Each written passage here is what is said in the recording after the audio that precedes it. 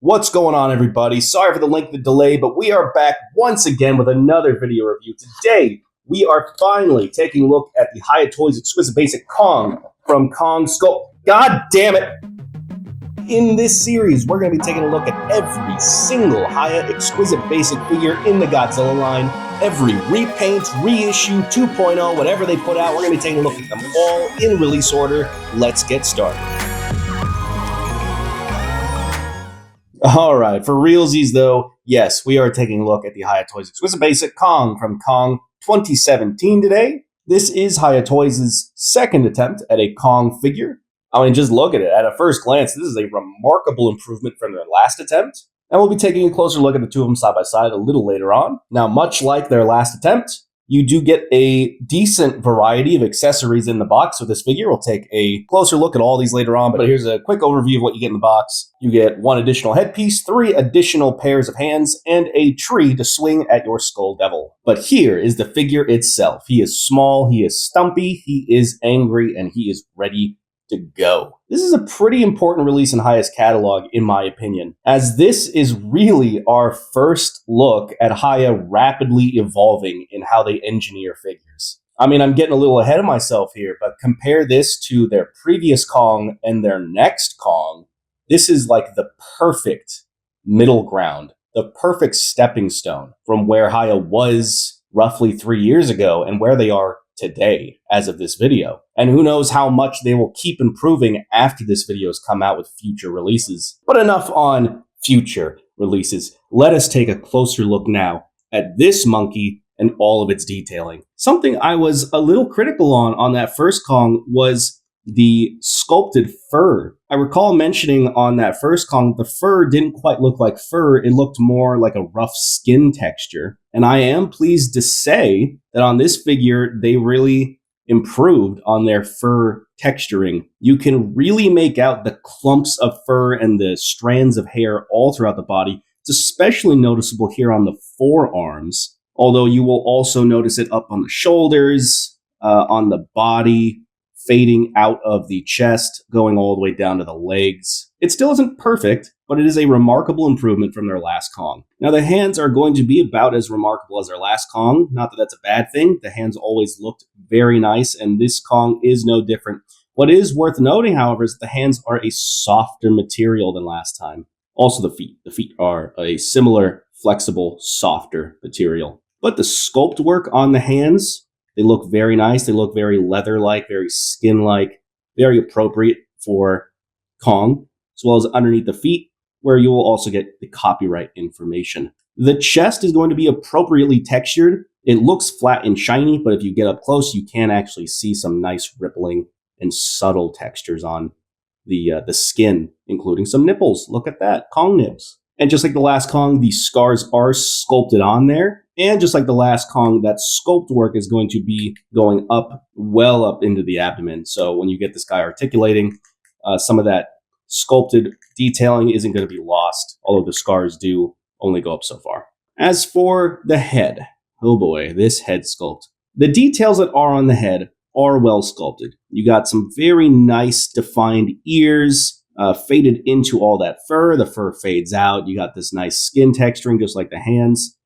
There's just something off about this head that I can't quite put my finger on. It just looks a little soulless, but maybe that's me. And I think to really highlight what I'm talking about, let's just show off the other head now. This head, the roaring head, looks very, very nice. Look at that sculpted detailing, the inside of the teeth there, the tongue, the inside of the mouth.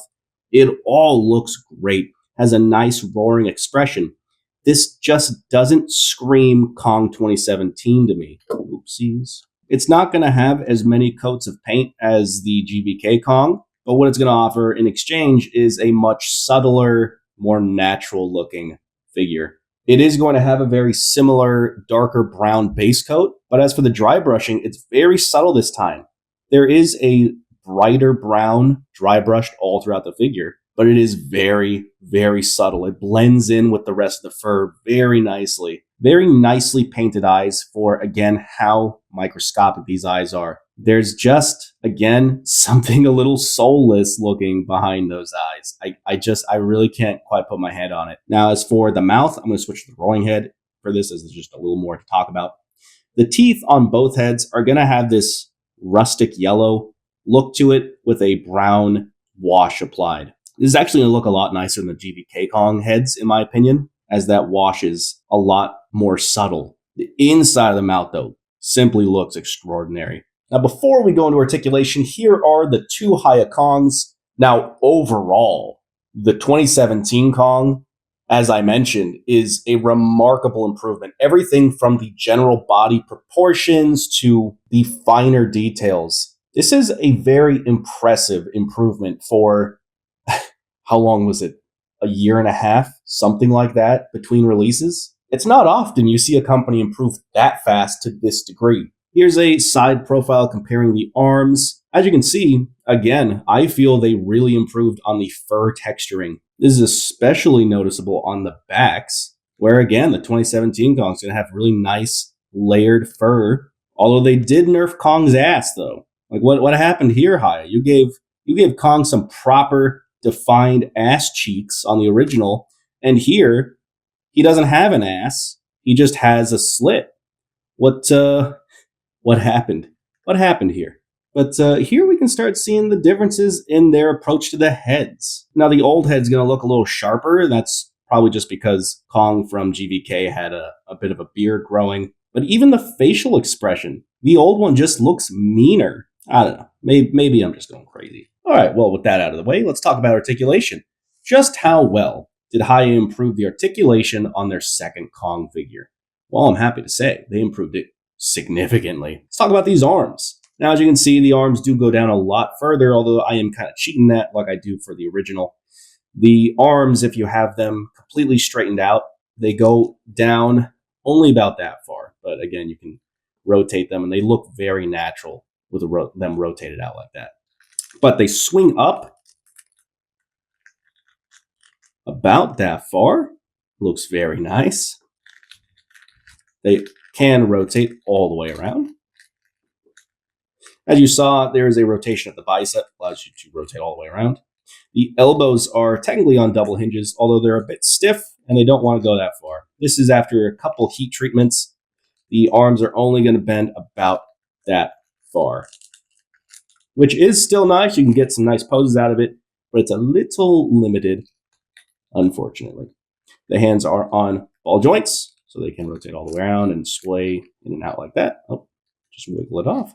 As for the head, it's going to be 2 ball joints, one at the top of the head, one at the base of the neck, although it's pretty limited in the range. The most range you're going to get is going to be at the top of the head. So you will get him looking up about that far and looking down, well, really not at all. He's going to look just straight ahead. And you can get him looking side to side, decent amount. Now, just to mention it real quick, when this figure was solicited, a lot of people assumed this figure is going to have butterfly joints in the shoulders because of these cuts right here.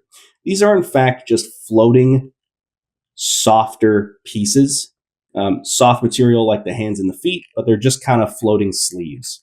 So unfortunately, shoulders are still just on pegs that can swivel, and they're just there. They're just floating there to give you more access as you rotate the arms around. Little unfortunate, but hey, it does allow Kong to get his arms up a decent amount. Now, moving on to the abdomen, it is going to be on a ball joint, so you can get him splaying back about that far. And not much of an ab crunch, unfortunately. You only get him about that much. But you can get him tilting side to side, and you can get him rotating all the way around. Now let's talk about the legs, the most unique legs we've seen from Hiya yet, as these legs have drop-down hinges. Look at that. Now, the thigh itself is on a ball joint, and when you have the legs pressed all the way up, you can only kick them about that far, kick them back about that far, and you can still get them out all the way, but then you drop them down. Now you can get them kicked up all the way, kicked back all the way, and you have a little more range kicked out like that. Very nice feature. The knees are on double hinges. You can get them about 90 degrees or so. And the feet, like always, are on ball joints. but like always, are a little limited. You can't really kick them back that far. You can only kick them forward a little bit, and you can only rock them a little bit. Circling back to the accessories now, as mentioned, it comes with several pairs of additional hands. So he's going to come with 2 pairs of kind of knuckle walking hands, and we'll take a look at how this figure handles the knuckle walk. It's going to come with a pair of fists, which do look quite nice. Now, these hands are made of a softer material, just like the other hands in this set. So it'll be very easy to slide in the included tree. As you can see, it is very easy to do without heating the hand up. It just fits in very nicely. Speaking of the tree, let's take a quick look at it. It is a very basic accessory, but very nicely sculpted and painted for what it is, which is just a tall, branchless tree. One thing that I do kind of wish was redone a little bit are all these roots. I don't know, they just don't really look quite right to me. Don't get me wrong, it's a nice accessory overall, but this is looking more like a witch's broom than a tree that was freshly ripped out of the ground. And as shown earlier, here is the roaring head swapped on. And yes, it is in fact very easy to swap in the axe from the previous GBK Kong. And here is about what you're going to be looking at if you want to try and get this Kong walking on all fours. Shockingly, it pulls it off very well. The added articulation in the legs and the added range of the arms make this a very feasible and easy pose to pull off. Alright, it's that time of the video where we talking about the size. This monkey is going to be standing just shy of 6 inches, about 5 3/4 of an inch. While we're at it, the tree is a very respectable 7 inches long. Very nice. And once again, here he is compared to the original GBK Kong. It's going to stand just a little shorter, but not by much, as this Kong was already a little short. Here is how this Kong is going to scale with the Hiya Toys Godzilla of your flavor. And here is how the Skull Island Kong is going to look with the Skull Devil. And these two are going to look very nice together. Oh yeah, if you already have a Skull Devil and need a Kong, this is a nice one to pair it with. And here's the Kong with, once again, the Monster Arts Monsterverse Godzilla. Fuck it, let's shake things up a bit, shall we? Let's just throw the rulebook out the window here. Let's do some crazy comparisons, starting with a banana. Here's how he is with a banana. Here's Kong next to Hiya Ghidorah. Let me just back that up a bit. There we go. Okay, here's Kong next to a standard Blu-ray case. And here's Kong next to a standard average run-of-the-mill Yu-Gi-Oh! Dual Disc. There you go. It's an original dual disc for you. It's a little dusty. And here is Kong next to a SH Monster Arts Godzilla vs. Kong 2021 Event Exclusive Edition Kong. Again, I'm not taking him out of the box this time. Wrapping things up here, as I mentioned, this is a very important figure in their catalog, as it really demonstrated their resolve to improve, rapidly improve, especially when all they could have done was repaint the last figure and swap out the axe for a tree. But they didn't do that.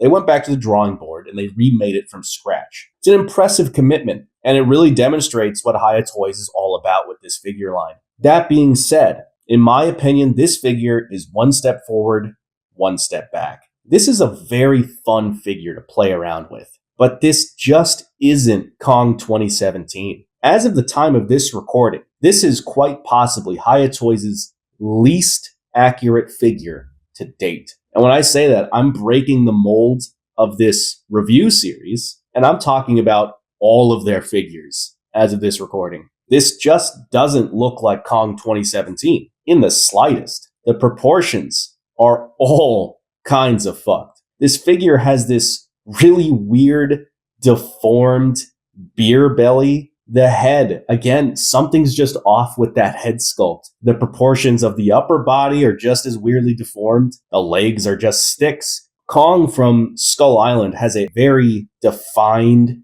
body structure. I mean, just compare this image from the film to this figure, and I mean, you could see the attempt, but it just isn't accurate. And it might seem like I'm harping on this a lot, but this is a big deal when Hiya's whole shtick is film accuracy. We're going to see them in later figures delay figures significantly to go back and retool them to make them better figures, more accurate to the film. So this is just kind of the black sheep of the line. It's also worth noting that this Kong is actually one accessory short compared to the GVK Kong. The GVK Kong came with 3 heads. This only comes with 2. Again, it might feel like I'm really harping on the negative here, but the roaring head looks excellent, and the closed mouth head just really looks goofy. So, look, overall, I'm kind of conflicted on this one, guys. I would say that if you don't really care for accuracy, if you just want a cheap and fun Kong action figure, you're probably going to be satisfied with this, especially if you like the accessories here and if you can find it on a sale. But if you're like me and you really want an accurate 2017 action figure, I'm really sorry to say, but this just ain't it, Chief. Who knows? Maybe in 3 or 4 years, we'll see Hiya go back and do a 2.0. I would love to see it. I would definitely double dip for a more accurate, definitive Skull Island Kong action figure in my collection. And if you're like me, well, maybe, just maybe, you don't have to wait for a definitive 2017 Kong. Ooh, boy. Maybe we'll see a video of that very soon. Thanks for watching, guys. Until next time, see you.